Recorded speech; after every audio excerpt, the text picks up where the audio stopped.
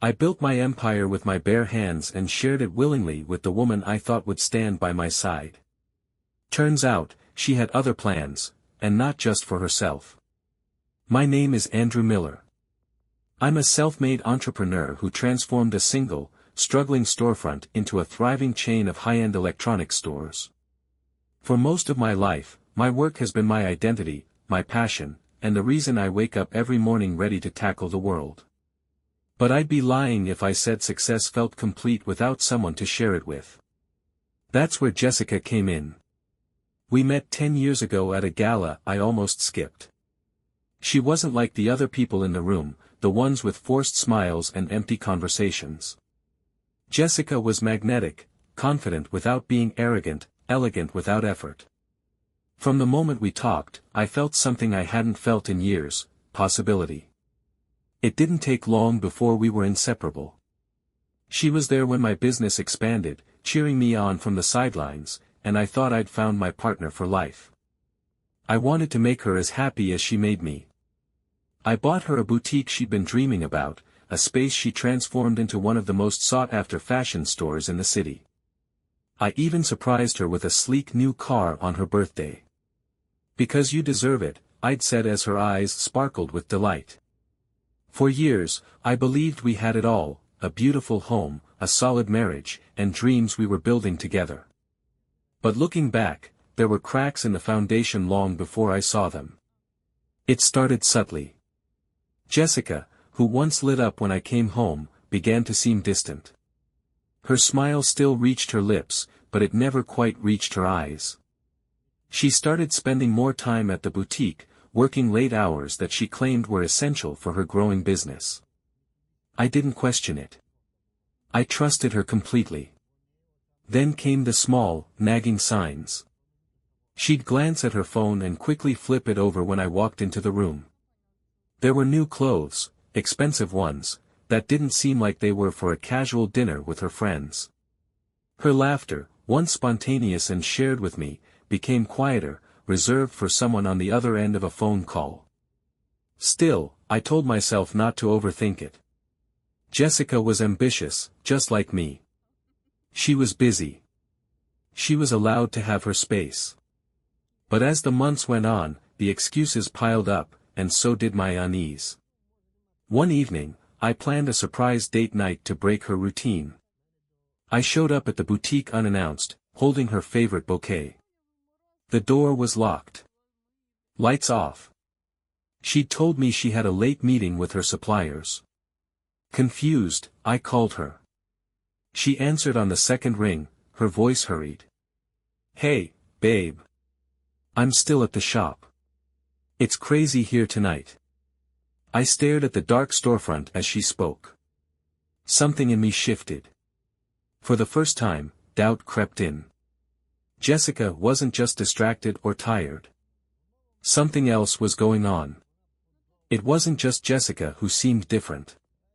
Around the same time her behavior shifted, Eric Carter, my deputy at the company, started acting off. Eric was my right-hand man, a sharp thinker with a keen eye for detail, someone I had groomed for leadership. He was confident, sometimes a little too confident, but he had always delivered results. But lately, that confidence seemed strained, like he was wearing a mask that didn't quite fit. He started avoiding eye contact in meetings, deferring to me on decisions he would normally take charge of.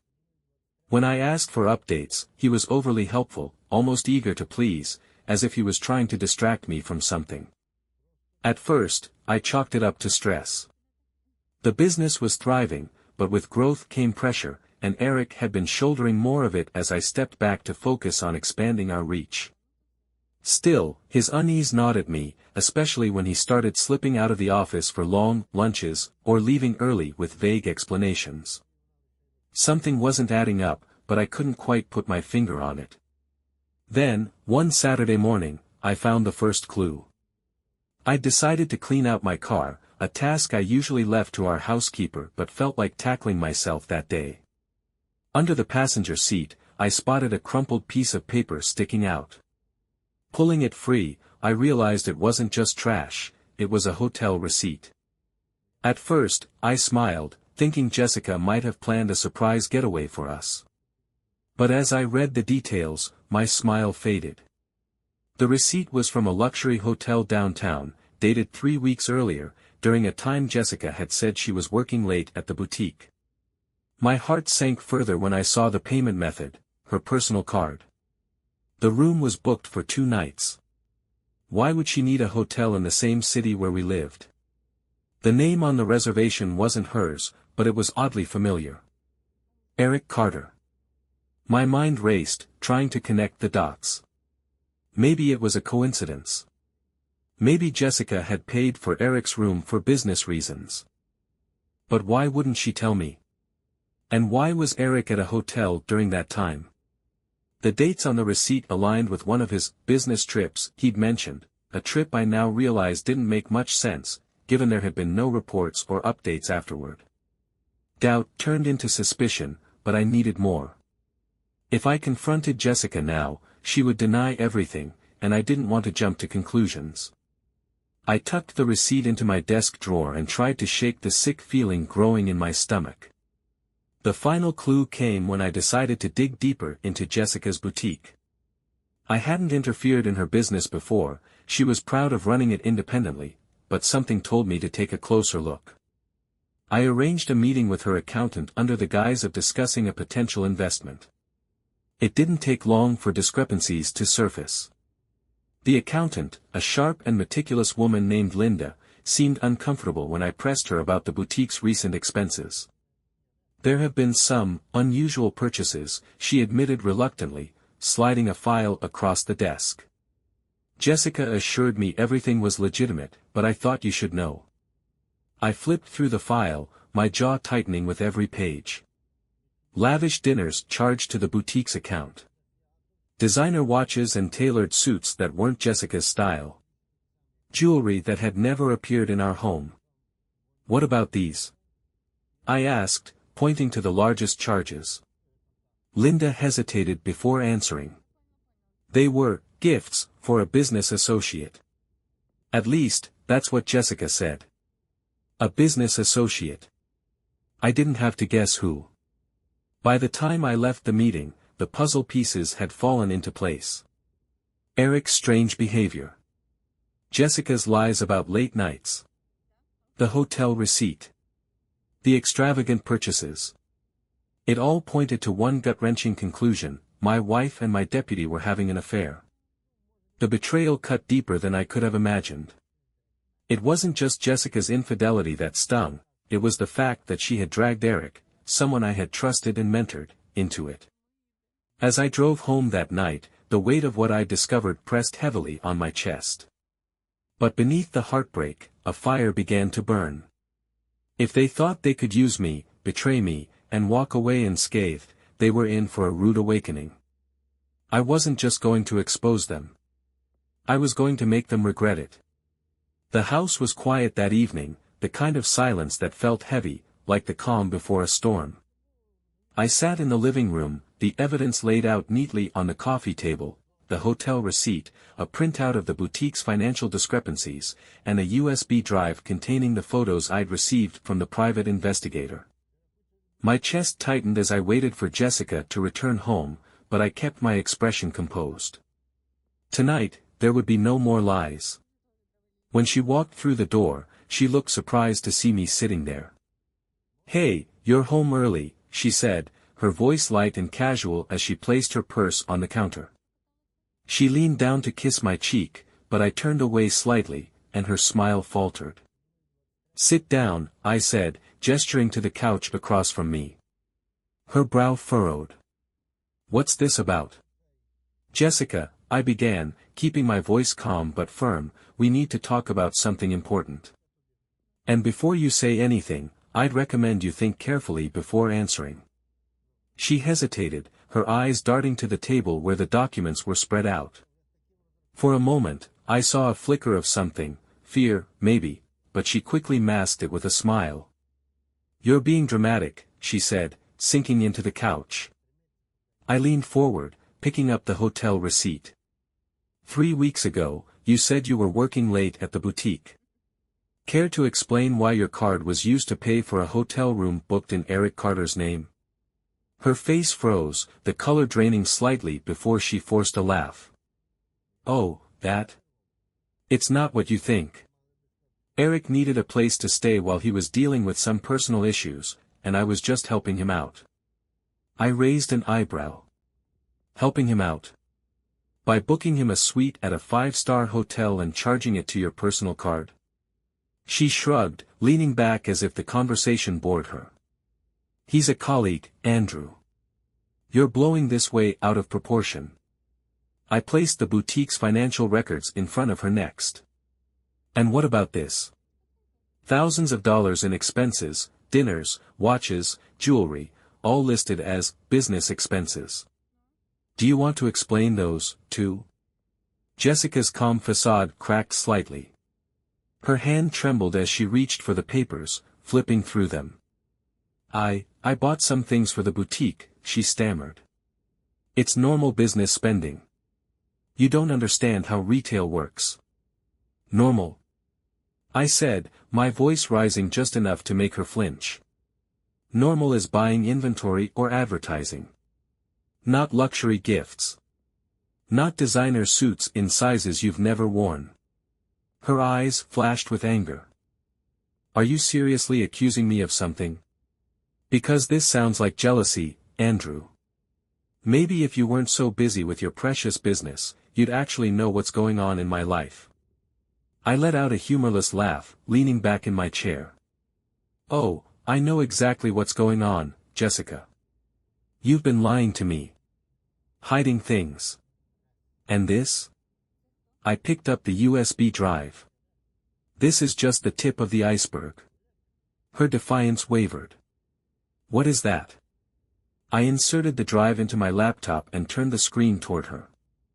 The photos appeared one by one, Jessica and Eric walking hand in hand, sharing drinks on a balcony, and locked in an embrace that left no room for ambiguity. She gasped, her hand flying to her mouth. Where did you? A private investigator, I said coldly. I hired him when I found the hotel receipt. And guess what? He didn't just catch you two at that hotel. He also followed you to that business retreat you took last month. Remember that? Her mask of indignation crumbled entirely. Tears welled in her eyes, and she buried her face in her hands. I didn't mean for this to happen, she said, her voice muffled. I stared at her, my anger boiling beneath the surface. You didn't mean for what to happen? For your lies to catch up with you? For me to find out you've been sleeping with the man I trusted to help me run my company? Jessica looked up, her face streaked with tears. It wasn't like that. Eric, he made me feel special, Andrew. You've been so distant lately, always at work, always preoccupied. I was lonely. Lonely? I shot back, my voice sharp. You weren't lonely when I was buying you a boutique. Or a car. Or taking you on vacations. But suddenly, you're lonely because I work hard to give us a life most people only dream about. She reached out, her tone shifting to pleading. Andrew, please, listen. It was a mistake. I didn't mean to hurt you. I was just. I don't know. I got caught up in something stupid, and I didn't know how to stop. I pulled back, refusing to let her touch me. A mistake is forgetting an anniversary. This was a calculated betrayal. Jessica's tears flowed freely now, but there was something calculated in her next move. We can fix this, she said, her voice trembling. I'll stop seeing him. I'll do whatever it takes. Just don't throw everything we've built away. I laughed bitterly, shaking my head. We didn't build this, Jessica. I did. You just decided to share it with someone else behind my back. Her expression turned desperate. I still love you, Andrew. Please, don't let this ruin us. We can move past it. I know we can. I stared at her, feeling the weight of her words and the emptiness behind them. There was no remorse in her voice, only fear of losing the life she had grown accustomed to. "I'm done, Jessica," I said finally, my voice cold and resolute. "You've made your choices. Now, it's time for me to make mine." Her sobs filled the room, but I didn't waver.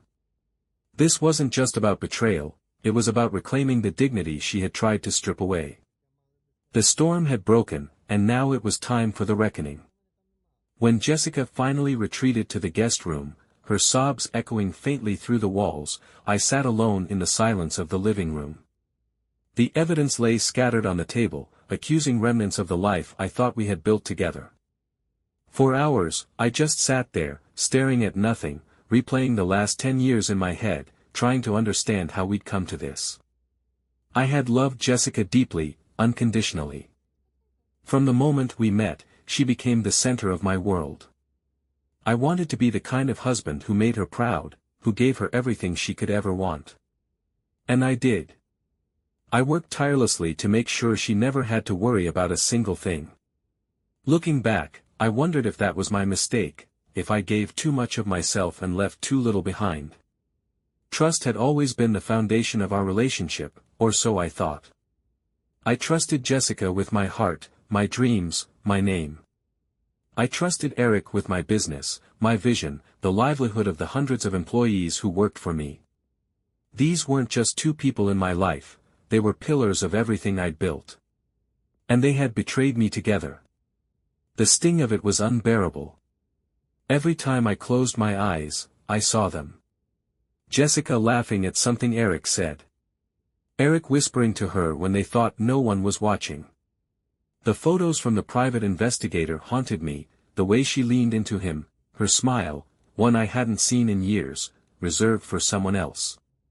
My mind spiraled through the what-ifs and the whys. What if I had noticed the signs sooner? Why wasn't I enough? What did Eric have that I didn't? The questions tore through me, leaving a hollow ache in their wake. But then another thought emerged, one that pushed through the pain like a beacon in the fog. This isn't about them anymore. It's about me. For too long, I had made sacrifices without asking for anything in return. I had prioritized Jessica's happiness, Eric's career, my business's success, while neglecting my own needs. I had poured myself into building a life for others, only to be left standing in the ruins when they turned their backs on me. The anger that had simmered beneath the heartbreak began to boil over. But it wasn't the kind of anger that consumed or blinded, it was a quiet, steady fire. It didn't burn for revenge, it burned for something greater. Dignity. I wasn't going to let this betrayal define me. I wasn't going to let Jessica's selfishness or Eric's deceit take away everything I had worked for. They thought they could manipulate me, use me, take me for granted. They thought they could walk away unscathed. They were wrong. For the first time in days, I felt clarity. I wouldn't act out of rage, I was done letting my emotions control me. No, I would act with purpose. I would reclaim my life, my name, and my business, and I would make sure neither of them could tarnish it further. I thought about the boutique, the car, the lifestyle Jessica had enjoyed at my expense. I thought about Eric, sitting smugly in his office, believing he'd gotten away with not just my wife, but my trust. The weight of their betrayal was heavy, but so was the resolve building inside me. This wasn't just about taking back what was mine, it was about showing them, and myself, that I wasn't a man to be underestimated. I stood up and began to gather the evidence from the table, placing each piece carefully back into the folder. The hotel receipt, the financial records, the photos, they were no longer just painful reminders of what I had lost. They were tools, ammunition in the fight to reclaim my life. That night, I didn't sleep. Instead, I made plans. I reached out to my attorney to draft the documents I'd need to revoke Jessica's access to the boutique. I pulled up Eric's contract, noting every clause that would allow me to terminate him for cause. I thought about the employees who had trusted me to lead, and I resolved to show them the kind of leader I truly was. As the sun rose, I felt something I hadn't felt in days: control. Jessica and Eric had made their choices, and now it was time for me to make mine. I wouldn't yell, scream, or beg for answers anymore. That part of me was gone. What was left was sharper, more focused. I didn't know how this would end, but one thing was certain, would not be a victim in my own story. The next morning, I walked into my office with a calmness that felt foreign, even to me. Everything had been set in motion. My attorney was already handling the legal work to sever Jessica from our joint assets. By the end of the day, she would no longer have access to the boutique, the car, or any part of my business empire. Today, I was focused on a different task, addressing Eric Carter. I called for an all-hands meeting. The room filled with employees from every department, a murmur of curiosity rippling through the crowd. Eric was standing near the front, his usual cocky demeanor slightly tempered by the unexpected meeting. I stood at the head of the room, watching him, and as our eyes met, I saw a flicker of nervousness. "Thank you all for joining me on short notice," I began, keeping my voice steady. "I called this meeting because something has come to light that cannot be ignored. Transparency and integrity have always been core values of this company, and when those values are compromised, it's my duty to address it."